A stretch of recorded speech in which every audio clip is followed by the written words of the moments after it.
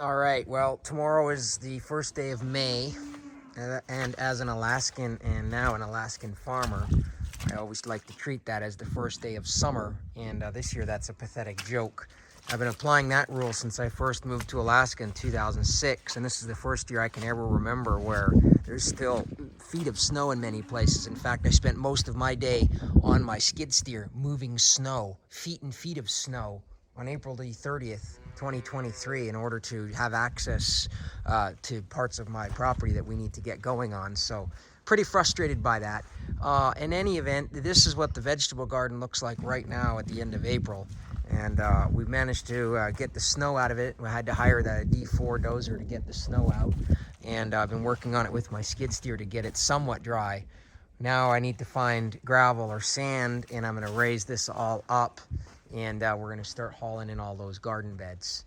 And hopefully this year the weather doesn't completely rat fornicate me and just destroy my vegetable garden. And quite frankly, if it did, it wouldn't be the end of the world. What I really need is for the weather in Palmer and Delta Junction to improve, because if the barley crop fails again or my hay crop fails, I don't know if I can continue as a farmer.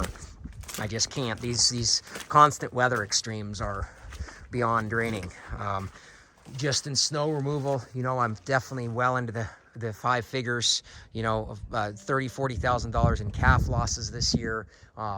Just massive, unexpected weather-related events here have, it just can't happen again this year. It just can't.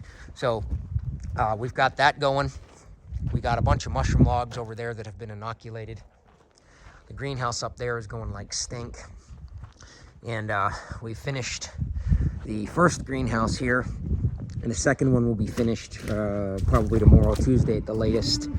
And we're going to do an experiment in these greenhouses. In one, we built raised beds, and in the other one, we're going to do a series of 10-gallon pots for determinate and 20-gallon pot for indeterminate tomatoes. And this one here turned out pretty good.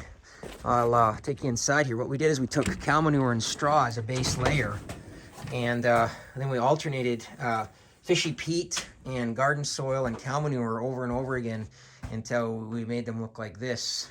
And they're going to be ready for plant if it ever warms up. It's still well below freezing here at night.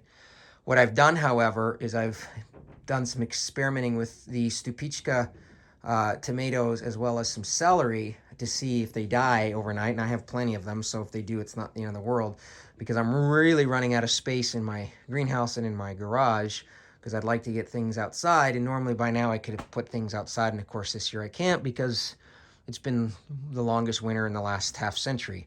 So I'm just trying to see if these things will stay alive, and then I can at least move them outside so they can stay in the greenhouses, and I can have more room for everything else I'd like to plant. So we're going to have a very busy week ahead here on the first week of summer, and we're just going to push on despite the crazy amounts of snow that are still hampering the ability to do what I need to do. Most of the snow has melted down here, but what we need to do is we need to get going on building my barn, and we need to do some logging and things up top. And there's just an awful lot of snow. It's crazy. Where there isn't snow, the mud is insane, and it's still well below freezing at night here. So it's just been a very unusual long winter, and I'm hoping to get past it so we can get going here. But first things first, we're going to get the vegetable garden leveled out here. We're going to get these boxes out of the way, which is going to be nice.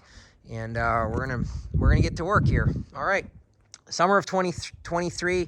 Take a good look at the farm, the way it looks now, and I guarantee you, in 6 months from now, this place is going to be 100% completely different. I got big plans for this place. I've got the labor, I've got the materials, I've got the equipment, I've got the drive, the know-how, the resources, and you ready? Stand by. Here we go.